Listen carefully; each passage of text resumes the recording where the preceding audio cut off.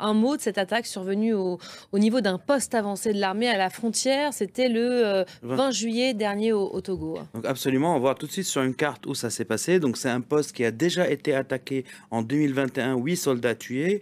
Les autorités togolaises reconnaissent la mort de 30 personnes, 30 militaires en 2023, mais dernière attaque d'ampleur, c'était le 17 juillet 2023. Donc cette dernière attaque du 20 juillet s'est déroulée à 15 heures. Des djihadistes ont attaqué depuis le Burkina Faso à bord de motos, de véhicules avec un appui de feu de mortier et une attaque avec plusieurs dizaines de djihadistes. On va voir des images maintenant d'un véhicule blindé Mamba, donc qui appartient à l'armée togolaise. On voit la violence des combats qui ont eu lieu dans cette caserne. Et puis on va voir les images de revendication, donc des djihadistes du JNIM. On va voir la quantité d'armement sur laquelle ils ont mis la main. Donc on va voir 4 mortiers, 2 mitrailleuses lourdes et surtout des fusils d'assaut là qu'on voit, donc de fabrication croate. Donc ce sont des fusils d'assaut VHS assez modernes.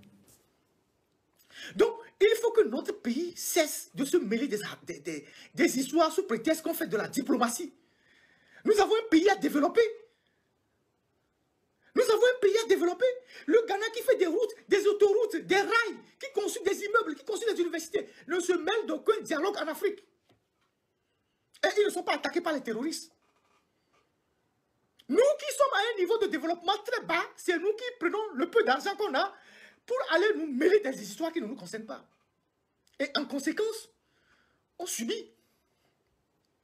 On subit. On subit.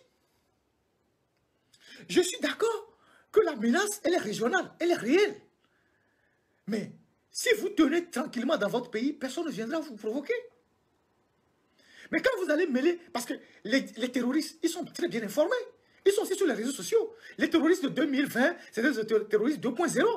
Puisqu'ils sont aussi sur Internet, les réseaux sociaux. Ils balancent des photos, des images et tout.